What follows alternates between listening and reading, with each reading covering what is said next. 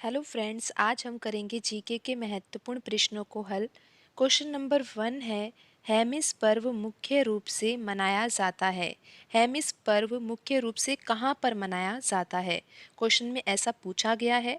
तो यहाँ पर सही आंसर है ऑप्शन 1, लद्दाख।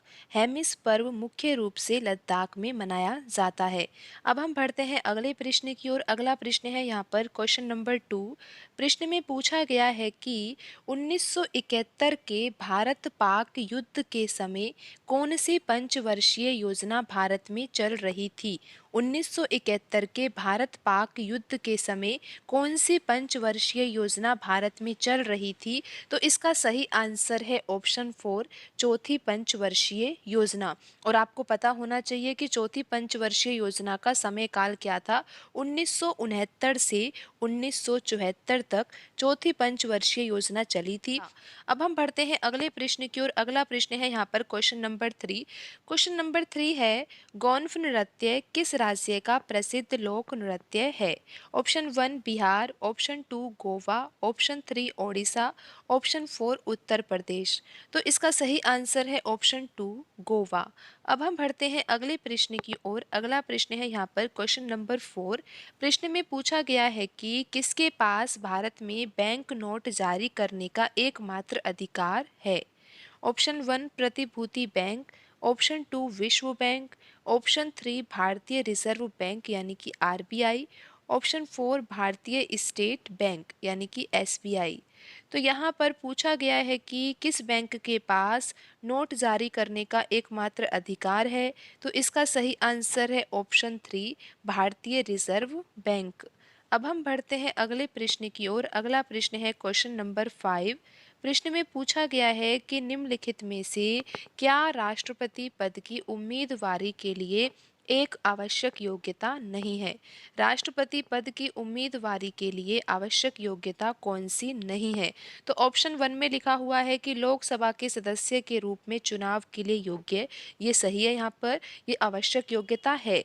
ऑप्शन 2 में लिखा हुआ है 35 वर्ष की न्यूनतम आयु, ये भी बिल्कुल सही है। राष्ट्रपति पद की उम्मीदवारी के लिए 35 वर्ष की न्यूनतम आयु तो होनी चाहिए।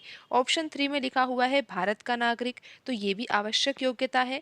लेकिन ऑप्शन 4 में लिखा हुआ है उच्च शिक्षा, ये आवश्यक योग्यता नहीं है। राष्ट्रपति पद की उम्मीदवारी के लिए आवश्यक योग्यता कौन सी नहीं है? ऑप्शन 4 में लिखा हुआ है उच्च शिक्षा। उच्च शिक्षा राष्ट्रपति पद की उम्मीदवारी के लिए आवश्यक योग्यता नहीं है। अब हम बढ़ते हैं अगले प्रश्न की ओर। अगला प्रश्न है यहाँ पर क्वेश्चन नंबर 6।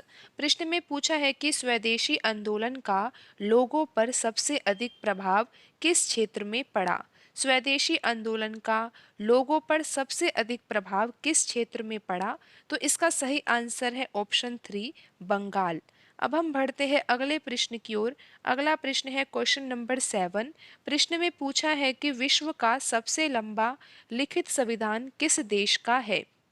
विश्व का सबसे लंबा लिखित संविधान किस देश का है? तो इसका सही आंसर है ऑप्शन 4 भारत। भारत देश का संविधान विश्व का सबसे लंबा लिखित संविधान है। अब हम बढ़ते हैं अगले प्रश्न की ओर। अगला प्रश्न है यहाँ पर क्वेश्चन नंबर 8। प्रश्न में पूछा गया है कि जुलाई 2022 में भारत से शिवसेना के किस नेता को महाराष्ट्र से राज्यसभा का सदस्य चुना गया? भारत से शिवसेना के किस नेता को महाराष्ट्र से राज्यसभा का सदस्य चुना गया? तो इसका सही आंसर है ऑप्शन 1 संजय राउत। अब हम बढ़ते हैं अगले प्रश्न की ओर। अगला प्रश्न है यहाँ पर क्वेश्चन नंबर 9। प्रश्न में पूछा है कि अगस्त 2022 में वैज्ञानिक और औद्योगिक अनुसंधान परिषद की पहली महिला महानिदेशक के रूप में किसे नियुक्त किया गया था? अगस्त 2022 में वैज्ञानिक और औद्योगिक अनुसंधान परिषद CSIR की पहली महिला महानिदेशक के रूप में किसे नियुक्त किया गया था? तो इसका सही आंसर है ऑप्शन 1 नल्ला थम्बी कलाई सेल्वी। अब हम बढ़ते हैं अगले प्रश्न की ओर। अगला प्रश्न है क्वेश्चन नंबर 10। प्रश्न में पूछा गया है कि देवप्रयाग में भागीरथी नदी किस नदी से मिलती है? देवप्रयाग में भागीरथी रिक्तस्थान से मिलती है। ऑप्शन 1 में लिखा हुआ है कोसी, ऑप्शन 2 है यमुना, ऑप्शन 3 है अलकनंदा, ऑप्शन 4 यहाँ पर है घाघरा। तो यहाँ पर पूछा गया है कि देवप्रयाग में भागीरथी नदी किस नदी से मिलती है? तो इसका सही आंसर है ऑप्शन 3 अलकनंदा से। तो आज की वीडियो में इतना ही, मिलते हैं अगली वीडियो में। धन्यवाद।